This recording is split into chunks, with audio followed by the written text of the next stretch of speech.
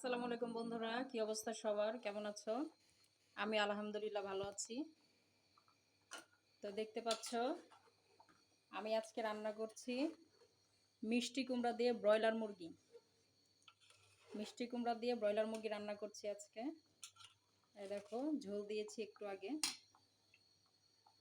এই তরকারিটা কিন্তু খেতে খুব দারুণ হয়, অনেক মজাদার এবং পুষ্টিকর।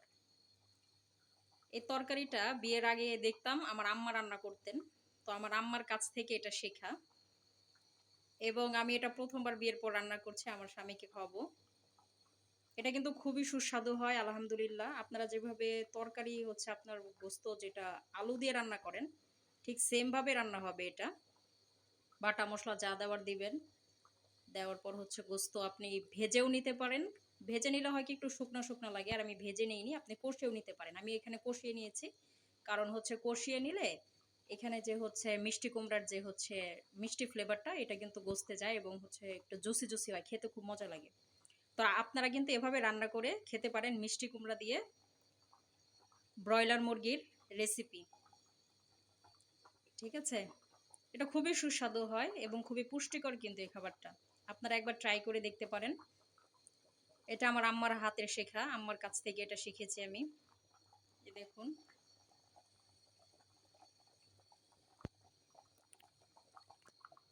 এটা বানিয়ে খেলে একবার, তাহলে কিন্তু ওটার স্বাদ বুঝতে পারবেন।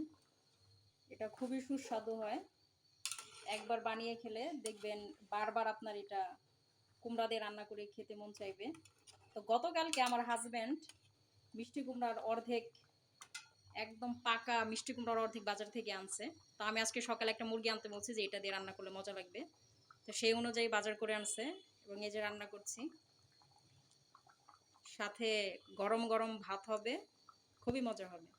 তো আপনারা যারা এভাবে খাননি কখনো বা চেষ্টা করে দেখেননি, আপনারা কিন্তু এভাবে চেষ্টা করে দেখতে পারেন। এটা কিন্তু খুবই সুস্বাদু হয় খাবারটা। শেষে যখন হয়ে যাবে তার একটু আগে যেভাবে আপনারা ওই আলু দিয়ে রান্না করলে ওই জিরার গুঁড়া দিয়ে দেন, ঠিক সেভাবে এভাবে এখানে জিরার গুঁড়া দিয়ে দিবেন, তাহলে কিন্তু ফিনিশ হয়ে যাবে। আর আমি পুরো ভিডিওটা এখানে ধারণ করতে পারিনি এই কারণে যে হচ্ছে আমার ফোনে স্পেস থাকে না। ঠিক আছে, সবগুলো ভিডিও ছোট ছোট করে ক্লিপ করিয়ে করলেও সেটা হচ্ছে মেমোরি ফুল হয়ে যায়।